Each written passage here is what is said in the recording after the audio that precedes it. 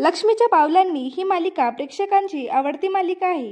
या मालिकेत येणाऱ्या नवनवीन ट्विस्टमुळे ही मालिका नेहमीच चर्चेत असते। आपण या मालिकेचा शेवट कसा होणार आहे त्याबद्दल या व्हिडिओमध्ये जाणून घेणार आहोत। तर या मालिकेचा शेवट अत्यंत आश्चर्यचकित करणारा आणि धक्कादायक असणार आहे। अद्वैत आणि चांदेकर फॅमिलीचा खूपच जुना दुश्मन आशुतोषची एंट्री पुढे मालिकेत होते। त्याला चांदेकर फॅमिलीला उद्ध्वस्त करायचे असते। अद्वैत आणि कला यांच्यामध्ये दुरावा आणायचा असतो आणि त्यासाठी तो पूर्णपणे प्रयत्न करत असतो। तो अद्वैतला बिझनेसमध्ये हानी पोहोचवण्यासाठी पूर्ण प्रयत्न करतो।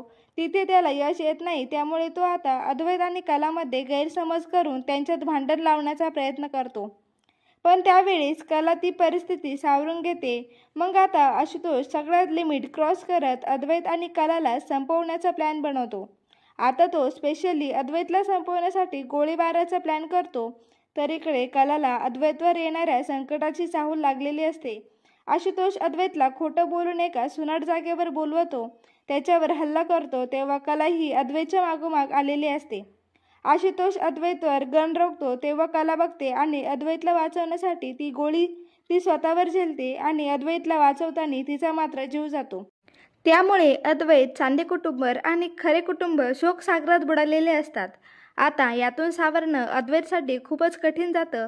अद्वैत आणि कलाचं नातं थोडक्यात सांगायचे झाले तर सुरुवात तिरस्काराने, प्रवास संघर्षाने आणि शेवट बलिदानाने असे सांगता येईल। यानंतर अद्वैत कलाच्या जाण्याने धक्क्यातून कसामसा सावरतो। पुढे कलासारखी हुबेहूब दिसणारी गौरी नावाची मुलगी त्याच्या आयुष्यात प्रवेश करते। तर गौरीची भूमिका सुद्धा ईशा केसकर हीच अभिनेत्री साकारताना दिसणार, पण वेशभूषा आणि नाव वेगळं असणार आहे।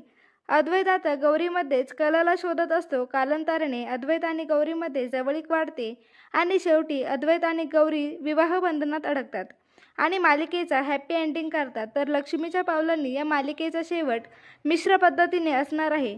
कला आणि अद्वैतची अपूर्ण प्रेम कहाणीचा शेवट खंतजनक वाटला तर गौरीच्या पात्रामुळे मालिकेला नवीन वळण समाधानकारक वाटते।